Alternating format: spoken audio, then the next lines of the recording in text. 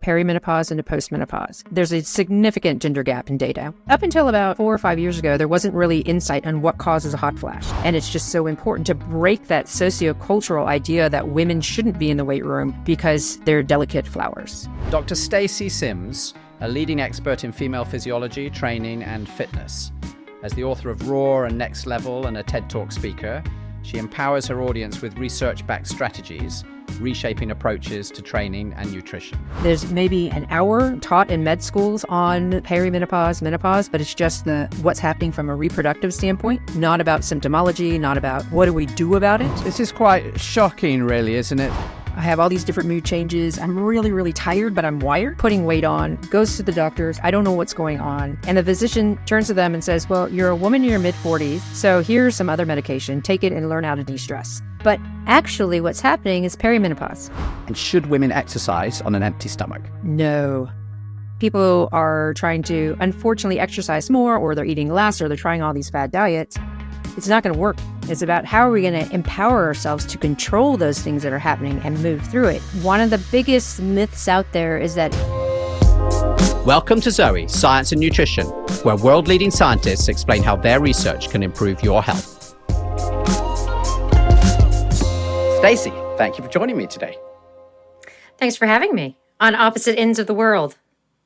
Absolutely. So I have to say there are very few people that I would wake up long before my normal wake-up time in order to speak to. But you have been one of our most requested guests. And it was a little hard to arrange, as you said, since you're in New Zealand, which is sort of a long way from everywhere. So I'm delighted to be able to do it. Yes, thanks. I'm very honored that you woke up early and giving me the time. So, Stacey, we have a tradition here on this podcast where we always start with a quick fire round of questions from our listeners. And we have some very strict rules, which are that you can give us a yes or a no, or if you absolutely have to, you can give us a one-sentence answer. Are you up for that? All right, let's do it. Brilliant. And we know that the more PhDs people have, the harder they find this. So we're going to give it a go. Okay. When thinking about exercise, are women the same as small men? No. See, it wasn't so hard. Does menopause make it harder to keep your muscles strong? Yes. Can exercise help with common menopause symptoms like hot flashes and mood swings? Yes. Should women keep the same fitness routine during menopause? As compared to? Before? No. Is weight gain inevitable during menopause? No. And should women exercise on an empty stomach? No. All right, and then finally, and you can have a couple of sentences, you don't need to just have a yes or no. What's the most common misconception about exercise in menopause? That women should do a lot of zone 2 moderate intensity exercise. And that's wrong? That is pretty much the exact opposite of what they should be doing. As someone running a company that does a lot of data science, here's something that fascinates me. YouTube has been telling me that 69.9% of you who watch this channel frequently haven't yet hit the subscribe button. So I want to ask you a quick favor.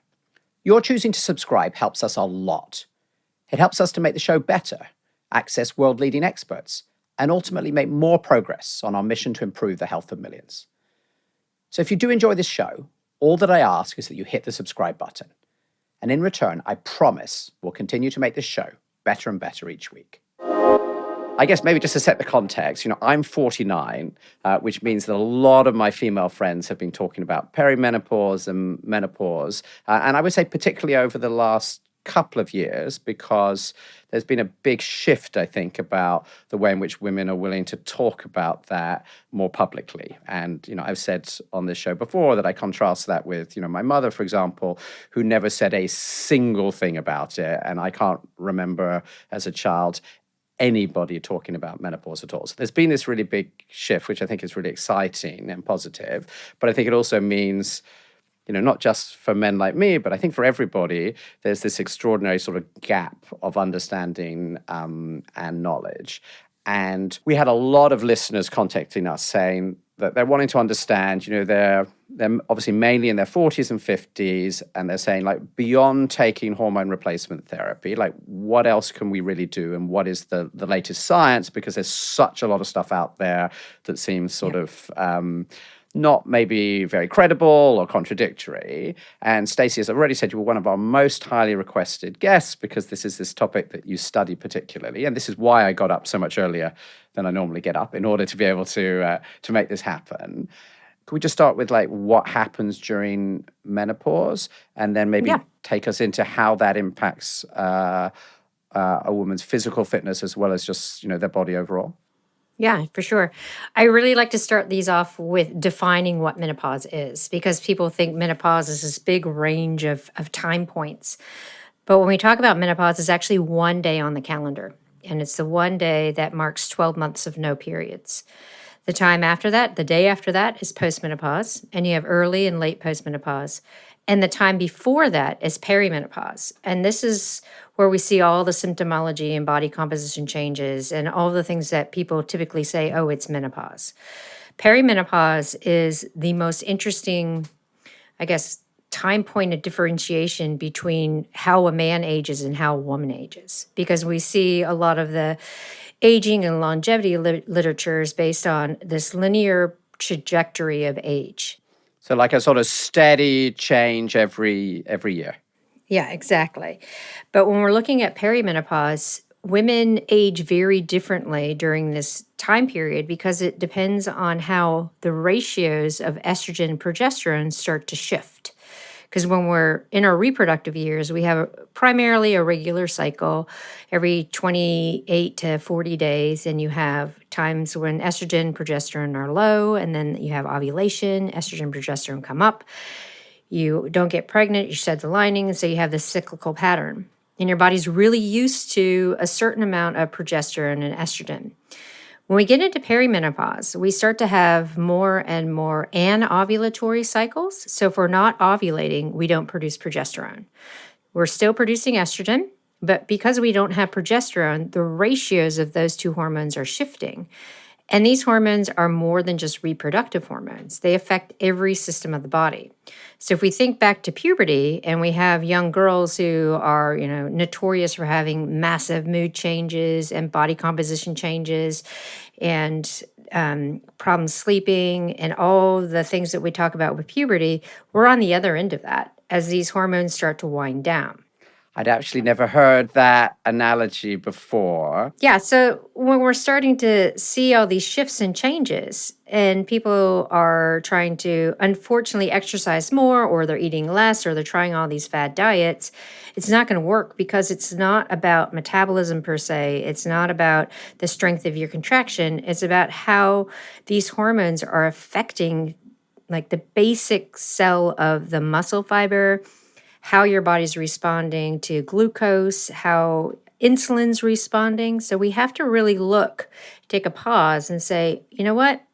I need to find an external stress, primarily through exercise, that is going to cause the body to respond in the way these hormones used to allow the body to respond. If I understand what you're saying is, a lot of these changes are happening in this perimenopause, which is an extended period of time before menopause, where you're sort of saying it's a bit the reverse of what happened when you started to go through puberty. And because suddenly of these changes in the hormones, which were on this sort of regular cycle, but now are sort of all over the place and changing, your body is sort of being affected at the cellular level. And so the stuff that all just worked before just doesn't work in the same way. And then I think you're about to say, okay, what does that mean about what you should do differently? Yeah, exactly. So as much as we hear the 150 minutes of moderate intensity activity, when we look at that kind of stress, because when we're exercising, we're putting our body under stress, and we adapt to that stress, and that's how we become fitter and stronger. But at this point in time, that moderate intensity is too easy to be hard enough to invoke a change, and it's too hard to be easy enough to allow us to have more sympathetic or parasympathetic drive, so allowing us to get into a relaxed state, to be able to sleep well, to de-stress. So when we start looking at those recommendations and looking specifically at perimenopausal women, it is very counterintuitive as a physiologist and looking at the research to have someone go in and do 150 minutes per week. So what we really need to do is taking a step back and saying, hey, you know what? When we look at estrogen, estrogen acts on a woman like testosterone acts on a man when we're talking about lean mass. And we know that lean mass is one of the first things to go because there's a lot of women who say, you know what, I feel like I woke up squishy overnight. I don't know what happened. I've been doing the same things and all of a sudden I'm squishy. And it is really because when we look at estrogen, estrogen is really responsible for stimulating the satellite cell or that very basic muscle cell to grow and develop. It's also responsible for how strong two proteins come together. They're called actin and myosin, and they cause a muscle contraction. Myosin and actin bond together and shorten the fibers, and that's what causes your muscle contraction. Estrogen is responsible for how strong myosin attaches to actin.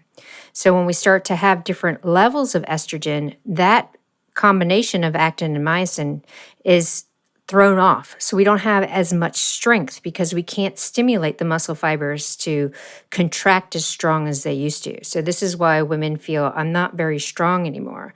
And we're also not getting that stimulus to have a strong contraction when we're doing those 150 minutes of moderate intensity activity. I think your levels of estrogen, could you just explain, like overall through this period, they are declining, but I think I understand also that they're quite variable. One of the things that's happening during perimenopause is that, and we talked about this before in terms of like even being able to test for whether you're in perimenopause, is that actually they're sort of all over the place. So I guess, is that right? And yes, when you're describing this weakness, does that mean that it's literally changing from morning to night depending upon my levels of estrogen? Or is this more just that over months and years there's a change in the way that you're saying that your strength is being reduced?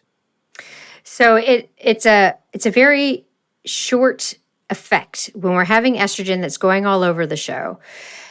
Because it is going all over the show, there are some weeks where you have more estrogen and it would be akin to a normal menstrual cycle. But when you don't ovulate and you don't have the counter of progesterone to estrogen, that changes the way estrogen functions in the body. So you're having these irregular patterns of estrogen, and the body's responding in kind by saying, I don't really know what to do with all of this estrogen when I don't have progesterone countering it.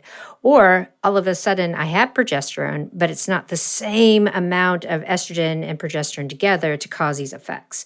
So if we think about it as a squiggle versus two flat lines and a blip and then a big curve up, that's how our normal menstrual cycle is. But now when we're getting into perimenopause, we have squiggles like a 3-year-old took a crayon and drew all over a graph. And it's like, here's what estrogen's doing.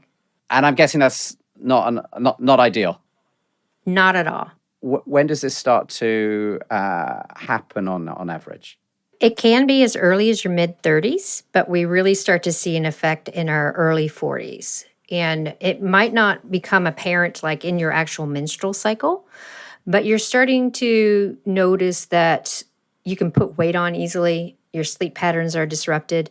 And one of the typical case studies I like to describe this as a woman who's in her mid-40s, super stressed, can't sleep, irritable, putting weight on, goes to the doctor, says, I want to get my iron checked. I don't know what's going on.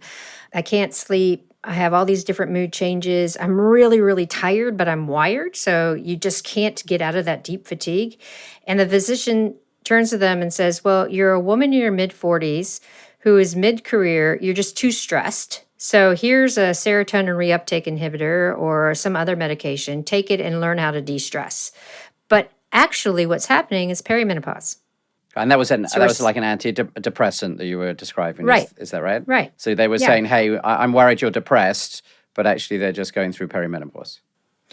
Yeah, and it's not really depression because we see that the antidepressant medications are one of the most overprescribed medications because when a woman goes in her early to mid-40s, there isn't really an answer for what is perimenopause. What are the symptomology? We know that med students aren't taught anything about it. So menopause specialists have to actually go out and seek that additional education and qualification. There's maybe an hour on taught in med schools on perimenopause, menopause, but it's just what's happening from a reproductive standpoint, not about symptomology, not about what do we do about it, how do we have conversations about it. So most physicians are very much unaware until they have a pharmaceutical sales agent that comes in and says, you're going to have a whole bunch of women coming in, here's menopause hormone therapy, and this is what you should give to them. This is quite shocking, really, isn't it, Stacey? I mean, it's not the first time that I've heard people talk about this, but given that women are slightly more than half the population and they all go through this, I am always stunned when we start to talk about this, about I think here, interestingly, you're talking about how it's undertaught, but also I think what we've seen a lot is also understudied. Absolutely understudied.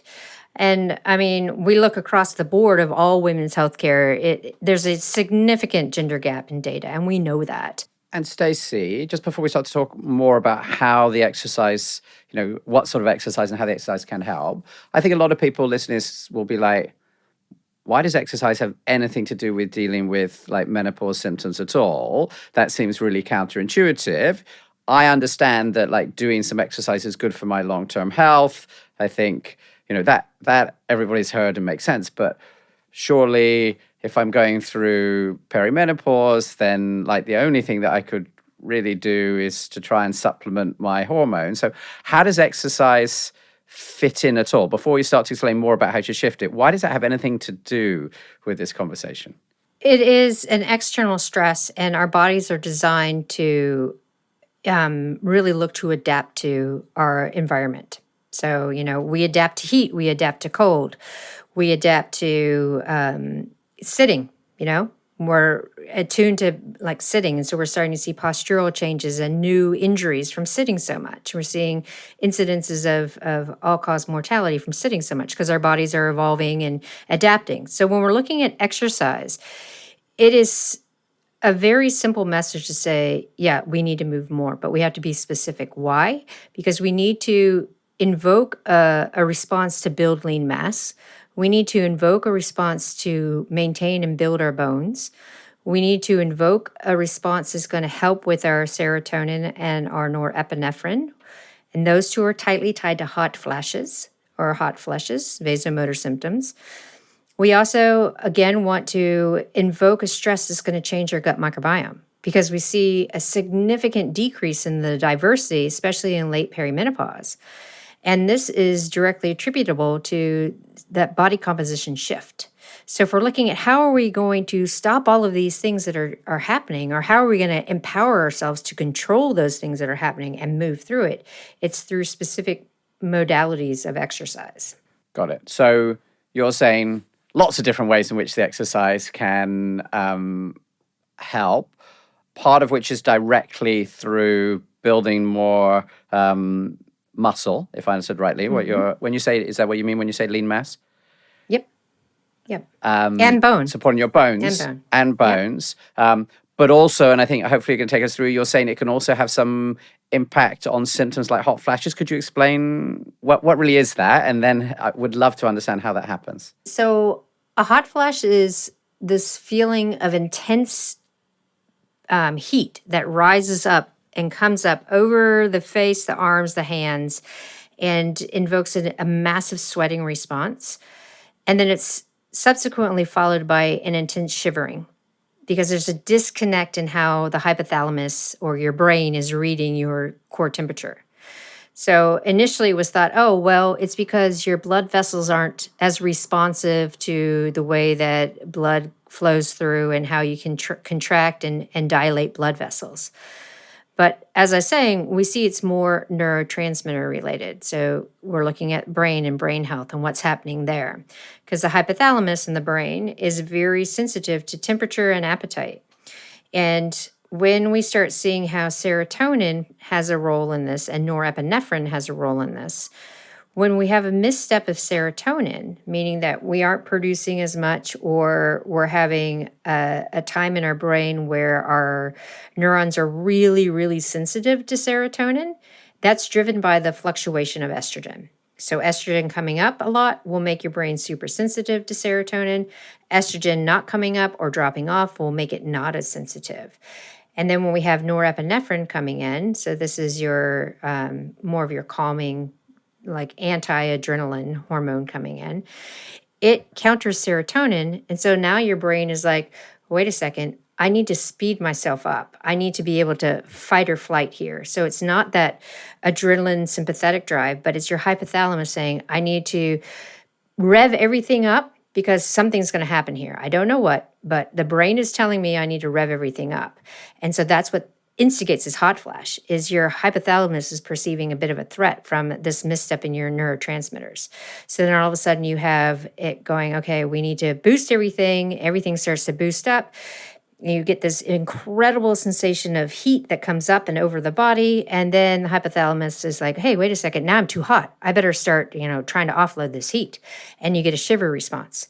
Wow, I've sort of got this mental image, like sort of in your brain of like this thermostat, and then you're saying in perimenopause suddenly it's like being yanked all the way to the right, and then almost immediately yanked all the way to the left and back, and that obviously does not sound like a very pleasant place to be.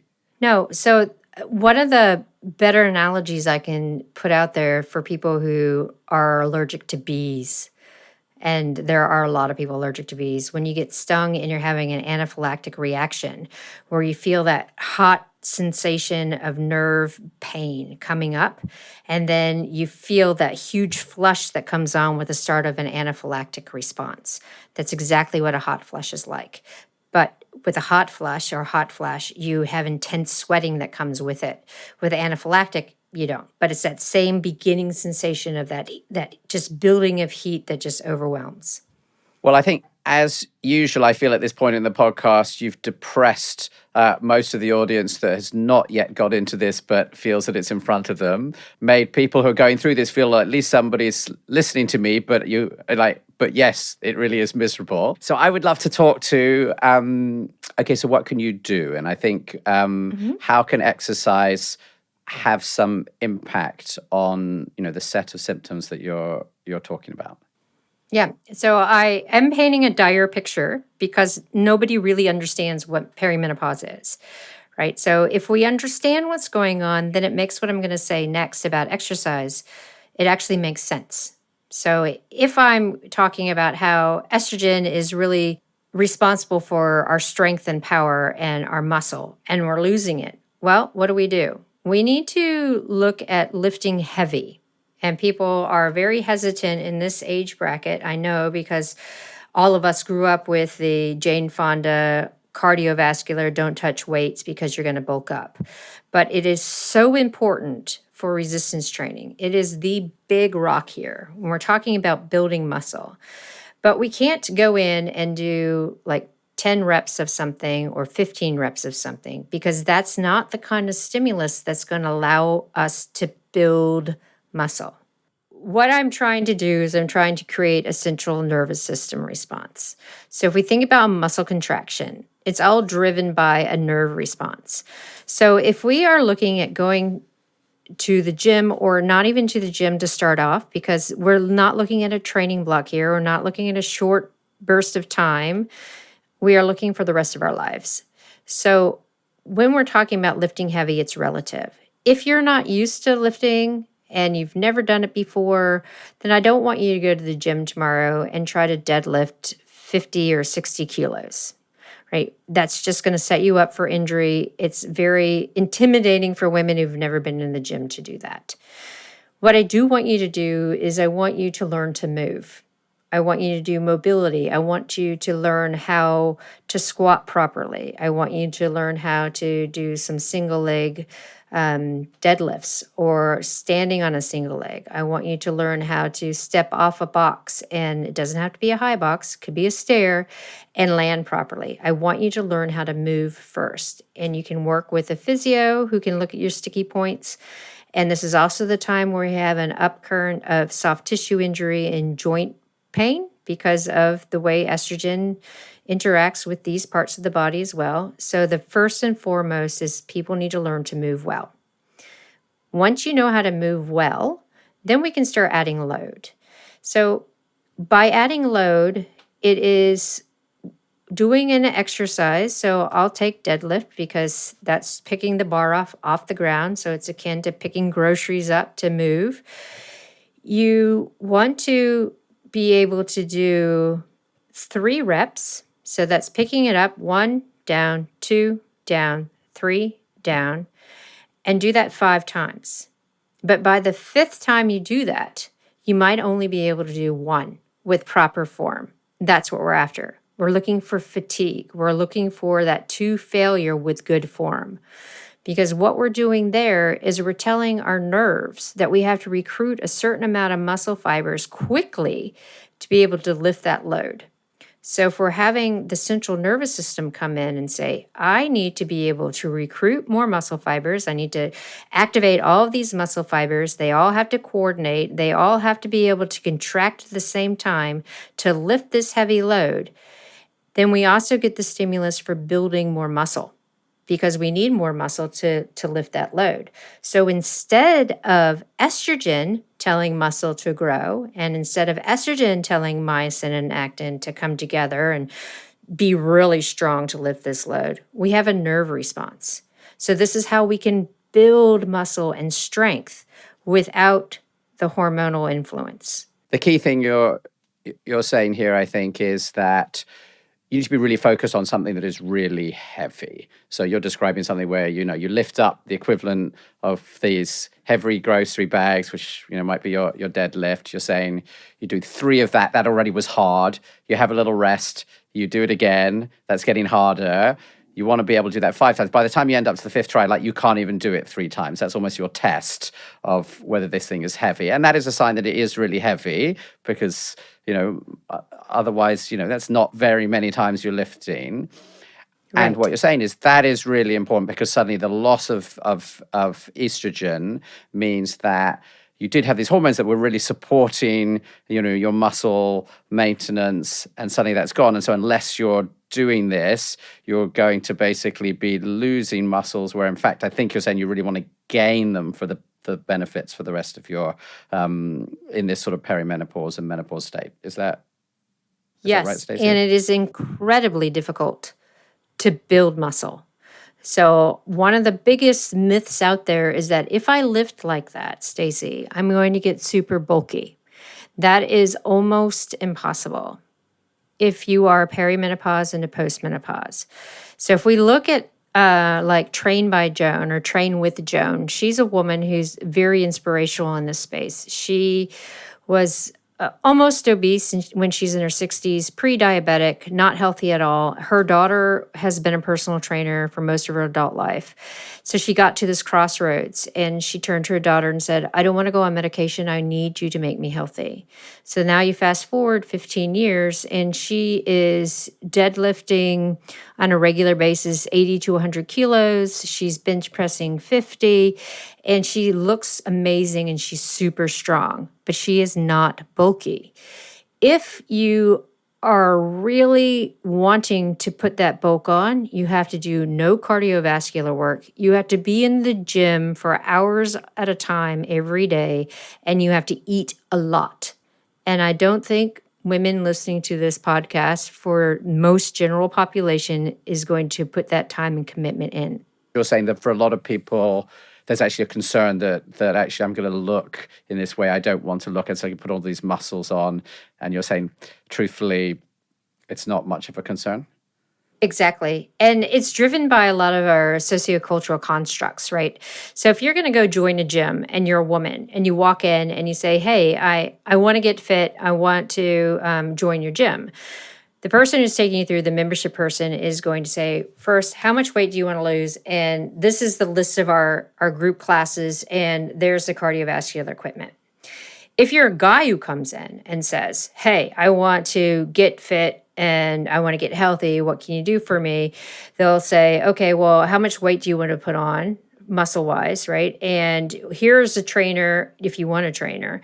And here's the squat rack and all the weights, and go through all the hammer strength equipment. It's just an automatic thing. So we're conditioned to think that women need to gravitate to cardio to get the fit toned body that they want. And men should be in the weight room. which is an automatic barrier when someone like me goes in and says, hey, wait, no, women need to be in the weight room. We need to be lifting. We're not going to get bulky. We're not going to turn into the Hulk. But it is so incredibly important for longevity.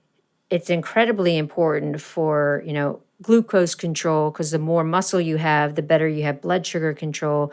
We see how it changes the diversity of our gut microbiome, so it improves brain health.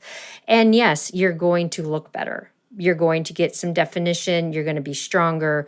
And it's just so important to break that sociocultural idea that women shouldn't be in the weight room because, they're delicate flowers. Hi, I want to take a quick break here and tell you about something new we've created, a free guide that will kickstart your journey to better gut health.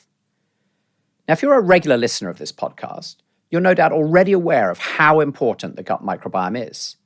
It's responsible for so much, from digestion to immune support and even our mental well-being.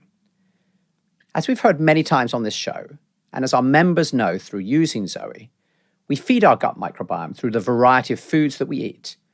And in return, our microbes give us this wealth of health benefits. So how can you nurture your gut in the best way? Which food swaps can you try to nourish those good bacteria? What does a high-fiber shopping list look like? Our free gut health guide shares it all. Emails and actionable tips that are designed to put you in control of your gut health. To get yours for free, simply go to zoe.com/gut-guide. I think we get a lot of questions from our listeners, actually men and women, saying that the gym is really intimidating, and particularly they're thinking about the idea of going over to like the place where the weights are, which, by the way, I understand, because I think it's quite intimidating when I go into somewhere new, because you can see these people hanging around with like enormous muscles, and like that feels quite scary as opposed to going on some sort of group class or treadmill or something like that. And so I think that is definitely true. What is your advice for anyone who is maybe, and I think you already talked about, first of all, learning to move, but let's say they've done that part, but they're maybe still feeling intimidated about the idea of going to the gym because they feel like they're not at that, maybe they don't feel good enough about themselves and they're not confident. What's your advice? The next step forward for that is a lot of women through COVID found the love for working out at home. Right. So if we're looking at someone who doesn't have a history of lifting, wants to get more involved in it, learning how to move, then there are plenty of apps and online coaching and programs that we can turn to. If you want the group dynamic, you can go to something like Les Mills, because they have strength development classes on demand or virtual classes that you can join. Then you can also look at someone like Haley Happens Fitness, where she is specific to training women 40 plus from beginners all the way through. So there's some really fantastic resources as that step to be in the comfort of your own home, getting direction and not having to have a lot of equipment. You can have a dumbbell and a kettlebell, or you can have a backpack that you're putting home things in to add some weight. So there's definitely that stepping stone to do the resistance training without actually having to front up and say, oh gosh, I need a trainer to go into the weight room kind of as my guardian in the weight room to show me what to do. I mean, I've been in a weight room since I was 16 for my sporting history, but I too can walk into a foreign place and knowing what the gym culture is and walk back and feel intimidated. And I am way older than 16 now, let's put it that way. So I completely understand that fear is real, but it's understanding how your body moves, becoming confident in your movements, and looking at these stepping stones of how do I incorporate this resistance training in if I know I'm not going to go to the gym. And one of the good things about COVID is it opened up this whole parameter of how am I going to do my exercises when I can't get to a gym or I'm locked down and I can't get outside. So there's an influx of really fantastic resources out there. I think that's fantastic. I know, the one thing I've also heard a number of other guests talk about exercise outside of this space talk about is, often, getting a trainer even for a short period of time for somebody who's new to this can be really great because it helps you to understand the things you're describing about how to move, gives you the confidence, can help you to understand what to do. And certainly at a personal level, I would say that was sort of transformational for me as someone who had never set foot in a gym basically until they were probably 40. That really enabled that transition, which I would have found very difficult otherwise. But of course, it has a cost.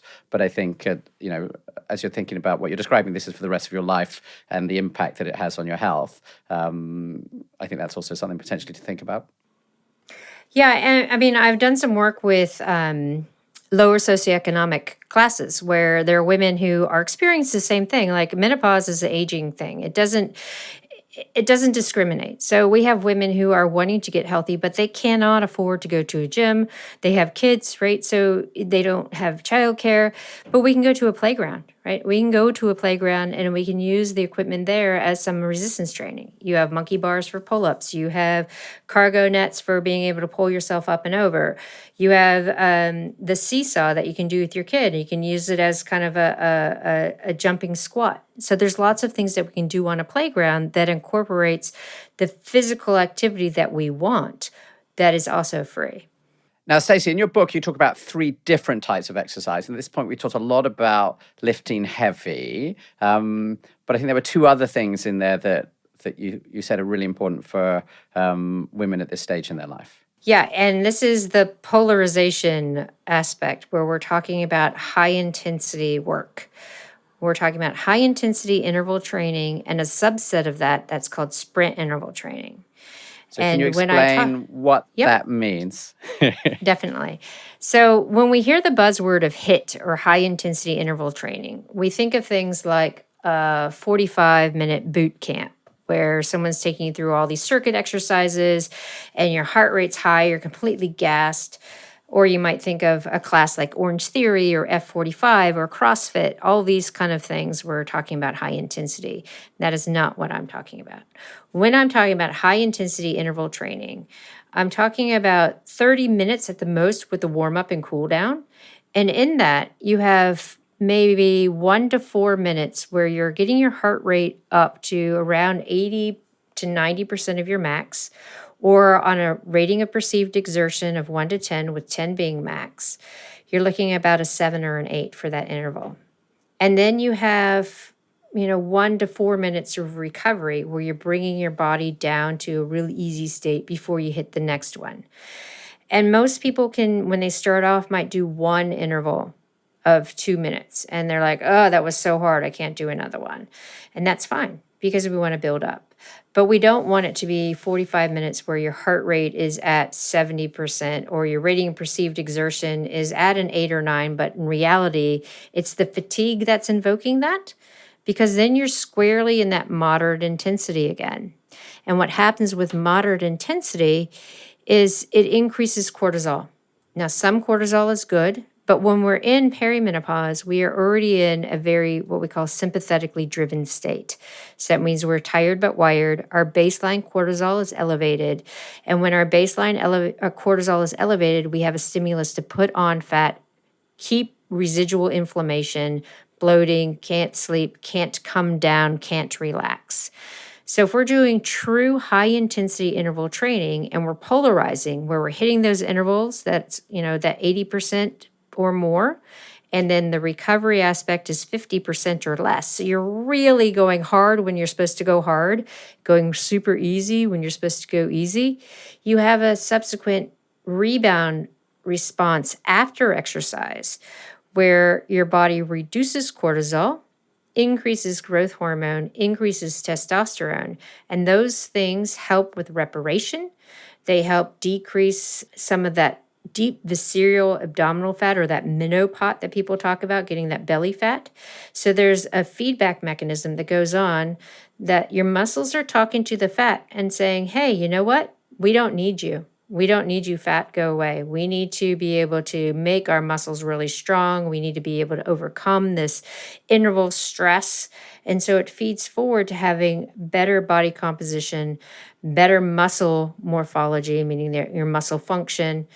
And then when we're looking at it from like a sleep point of view, because you've done this really polarized training, Then when it's time to go to bed, you have an increase in what we call your parasympathetic drive. And that's what we need to get into a deep sleep. So if we do this maybe twice a week, then we end up with better sleep patterns, better messaging to our body for increasing our lean mass and decreasing our body fat.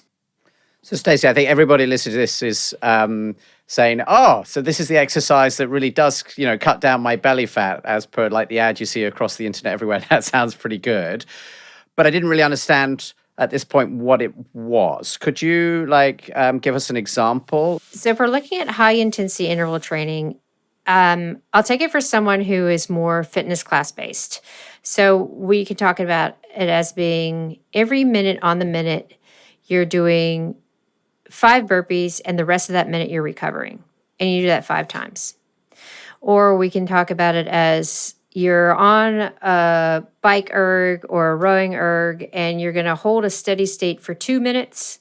And then you're going to just get into a nice relaxed pace for 3 minutes, maybe 4 minutes, really recover. And then do the 2 minutes again. And you won't do that any more than 4 to 5 times when you're super fit. When you're first starting out, it's very short amount of time where you're doing that high intensity work. Then when we get into what we call sprint interval training, I'm not talking about running sprints. That's the misconception. Everyone's like, I can't run, I can't sprint. Sprint interval training is all about 30 seconds or less going as hard as possible. So you're hitting that 9 to 10 on a rating of perceived exertion. You feel like you're going to throw up at the end, but then you're fully recovering. So you might be walking down a hill that you've just tried to sprint up, or you might pedal really lightly on a bike erg, or you might walk around the room after you've done a 30-second of burpee or thrusters or some other kind of movement that you might be working on in the gym. So your recovery time might be 2 to 3 minutes, bringing everything down because we want to be completely ready to go for that next 30 seconds. So it's really, really intense exercise. It's really high intense exercise. But the benefits for that is then we end up with better blood vessel control, which helps reduce hot flash responses as well. We have an epigenetic change within the muscle. So this means that we're changing the muscle itself to be able to pull more glucose in without insulin. So it helps with that insulin resistance that comes with perimenopause. And again, we have that subsequent post-exercise response that then allows us to drop cortisol and increase our parasympathetic responses. So that means better sleep. People are like, how do I do sprints? It's been so long since I've gone that hard. How do I do sprints? It is something that you want to phase in. So maybe after you've done 20 minutes of resistance training, you do a couple of box jumps. So that might be, 3 or 4 box jumps, and that takes 20 or 30 seconds. You're going from the floor and you're jumping up on top of a box. So it's a squat jump up. Or maybe you're just doing squat jumps in place where you're squatting down and jumping up, squatting down and jumping up, because then you're getting some bone stimulus as well. So it's all about how hard can I go for those 30 seconds. One of the other things I like are battle ropes. If you've been in the gym, then you've seen the battle ropes. They're the long, really heavy ropes, and people are just trying to create a wave with them. It's a total body, really hard exercise. You try to do that for 20 or 30 seconds, you're completely gassed. So that's another way to think about it. And Stacey, on the sprint interval training, again, you're looking to do 30 seconds of this, then rest. And again, this is 4 or 5 times, and that has achieved the objective? Yes. And at this point, it's all about intensity. It's not about volume. Because I hear women all the time who come from an endurance background, meaning that, they've run marathons or half marathons, or, they really love their spin classes, or, they're used to going to the gym for an hour and a half, and they're saying, how am I going to get these body composition changes I want if you're telling me I really only have to work hard for 2 minutes? It's not about the time. It's about the intensity and the physiological response your body has to that intensity. what's the minimum that I need to do to have an impact? So like, how often do I need to do that? Is that something that I could do at home? Like for people where actually their time is a really big challenge, what would your message be to them? So if I have to prioritize, I say minimum is 2, preferably 3 days a week of resistance training. And then one of the things that I like for really programming for time crunched people is to either warm up or at the beginning of a resistance training session with my sprints, or I use it as a finishing set. So if you're looking at, okay, I want to do some squats and I don't have a lot of time, I'm going to do some squats with a heavy backpack because that's what I have available for in my garage. Well, you finish the squat sets with your heavy backpack and then you're going to do some squat jumps. So we're going to do 30 seconds of squat jumps, go as hard as you can for 30 seconds. 2 minutes, start to do some mobility, some recovery, and then you do it again. So done and dusted in your garage in 30 minutes. So it's a way of compounding those exercises to be very time efficient without the drive to the gym, without separating it out, without having to make that actual time commitment to go to do something. Because yeah, we don't have a lot of time now. There is not a lot of time in midlife because there's so many other things. And Stacy, do you have any resources you'd like to point anyone to if someone was thinking that's really interesting? I'd like to do what Stacy just described. Yeah, so like I've said before, Haley Happens Fitness, she has some of these type of programs. Annie Torsdottir from the CrossFit world also has these. Our book has a really good, I say our because I'm a team. Our book has some really fantastic examples of how to set up a program. Our menopause course does as well. So it takes you through everything, like what to do, how to structure it. And then, of course, there are some personal trainers or coaches that you can tap into for 1 or 2 sessions, just investing into 1 or 2 sessions to get an idea of how you would structure a lifting session with some sprints. So there's lots of different ways of going about it. And for women who love to walk, my sister is a few years older than me, and her thing is she loves to walk, wants to get the steps in. So instead of her just doing her usual route, I've had her mix it up where I'm like, okay, we're going to do what we call the quote burpee mile, where you're going to do your steady state walking, but in that you're going to increase your pace and then you're going to go really slow. I don't want you to have any time point longer than 2 minutes that's the same pace. So she's varying her pace in the first mile. Then she gets to a park. She does 5 burpees, 5 jumping air squats, and then she gets back into her walking. So she's outside, she's doing what she loves, but she's structuring it to work for her body at this point. There's ways of working and incorporating this into things that you're already doing without that extra step of it's too hard, I have to go to the gym, I have to learn these things. Stacey, I know there was one other thing that that popped out to me in the book, which is something I can't even really pronounce, which is plyometric training. What is this, and why do you recommend it? So plyometrics we see in the elite athlete world all the time. So this is jump training per se, but it's really about getting that explosive movement and teaching the muscles to contract and really explode in a movement. So we typically talk about box jumps or jumping lunges or any kind of activity that has a jump factor in it. But like I said, this is also the point in time where people are like, oh, my knees, my hips, I can't jump. So this is where we're looking at a really fast, explosive movement instead. So it can be something like kettlebell swings, or we're looking at plyo push-ups against the wall where you are pushing against the wall, pushing off, and then catching yourself again. So you have a little bit of an impact. So we're looking at that explosive movement off the wall. Can be med ball slams or medicine ball slams, where you're taking a heavier medicine ball, you're picking it up over your head and you're slamming it down. So you're having an explosive movement down. So it doesn't have to be jumping per se, but it's all about the fast, explosive movement.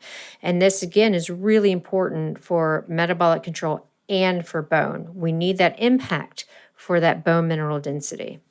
Got it. And so it's the impact part of it in particular, which you're saying is really important. We haven't talked a lot about this, but I think everybody listening is certainly who's going through this aware about potential bone density decreases, and this is one of the ways that you fight it. Yes, It is. And I have a good friend and a colleague here who is a bone researcher. And she, through her research, has found 10 minutes, 3 times a week of jumping, can even just be jump roping, or can just be jumping on the spot, where you're landing more with stiff leg instead of bent knees, how we've always been taught, to absorb that impact in the skeleton. And that takes women who are osteopenic into normal bone density over the course of 12 weeks. So just that impact 3 times a week is super important. And that can also be part of your high intensity work.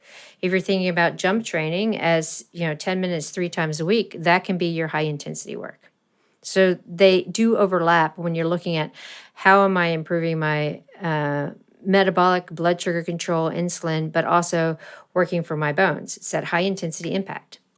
Thank you, Stacey.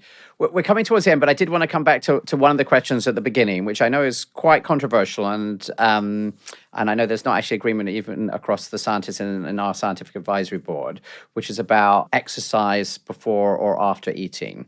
And I think I asked you about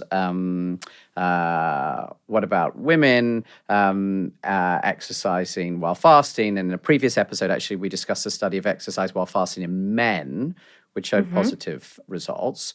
What do women need to know about this, and does menopause affect it? So when we look at fasted training for women, we see that they end up with the opposite results than what we see in men with fasted training. And when we look at the impacts of fasted training, it comes down to the hypothalamus again. So when we're looking at nutrient density, for women, we see we need more carbohydrate, and our hypothalamus is sensitive to the lack of nutrition, where we have 2 areas in the brain for women that produce kisspeptin neurons. So kisspeptin is a gene, and it expresses within the brain to say, yeah, okay, I can have a really robust endocrine system and I can have appetite control, or I won't. So we have 2 areas in the brain for women, but only 1 in men. And the reason for that is women have menstrual cycles, and we have a greater demand of endocrine health than men. So if we start something fasted and we start exercising fasted, the hypothalamus perceives that as a threat because it's more sensitive in women than it is in men. So after 4 days of this kind of fasted training, we end up with a decrease in our thyroid function. We start to see a decrease in the amount of thyroid that's being produced and the ability for the body to use it. The other thing is when we do fasted training, we end up with higher baseline cortisol, and we stay in this catabolic state. And that's that breakdown state. So when women do fasted training, I often ask, well, why are you doing that? Because the first thing to go is your lean mass. And we're already trying to preserve it, and we're already having a struggle to keep it. And the hypothalamus is going to tell the body to break it down because it wants to use it for the sum of its parts. When we hit peri and postmenopause, specifically perimenopause, when we already have that elevation in cortisol, and then we start doing fasted training, it compounds that. And it also compounds the body's response to put on more visceral fat. So it's counterintuitive when we're trying to decrease that visceral fat and we're trying to increase our lean mass. We see in postmenopausal women that if we do fasted training, in the short term, we see a decrease in our fat mass, but we also see a significant decrease in our lean mass. Again, it's because the hypothalamus is saying, we need some fuel here, and the first thing to go is lean mass. We don't see that with men. Again, because the aging trajectory for men is different than women, and the responses are different. So the fasted training is one of the things I really want to push back on for all these women who are like, my doctor says I should do fasted training for mitochondrial health and to lose weight. It's based on male data. We look at female data, different story. I'll admit I didn't understand all the details, but I think your message is really clear, and I think ties back to something we talk a lot about at Zoe about how personalized this is. You're talking about one of the variations, right, is are you a man or a woman? We see a lot of other variation. And as always, I think we end up saying in many, many areas, there's remarkably little research where you've done like proper randomized control trials and understand the difference. We're at time. I would like to try and do a little wrap up. Please correct me where I've got this wrong. It got a bit complex in places, so I may well have got this a little bit wrong, but let me try and just give a sort of high-level summary of what was a really brilliant conversation. So I think we started by saying that although we talk about menopause, that actually a lot of the changes that are happening from women are in this sort of long period of perimenopause before, and often they can be starting to happen before women are actually even really aware of the fact that they're having these hormonal changes, and therefore it's already starting to impact the way that maybe you might be putting on weight or that you're feeling like you're losing muscle. So this is actually potentially hitting a lot of women even in their, maybe even in their early 40s. That there are a whole series of symptoms that happen through menopause. You explained, for example, about hot flashes and the way that we now understand this is really sort of driven by the brain and the control of it. And you gave a rather terrifying description of what it is like to go through it, which I think is quite powerful if you're a man like me and you're not going to experience that yourself. And then basically explained that exercise can have this really powerful impact because it's sort of replacing some of the benefits of estrogen to be able to effectively sort of fight back against a lot of these changes. But it's not easy, and critically, the sort of exercise that many women have been doing, up until this point is no longer really going to have the positive effect. And equally well, if you haven't been doing exercise and you're listening to this and saying you want to do it, if you just go and do maybe like the standard exercise you're told to do, like move more, may actually have very limited benefits. Whereas I think you described sort of these three components that really can have an impact. The first, which I think you're saying is the most important, is heavy weights.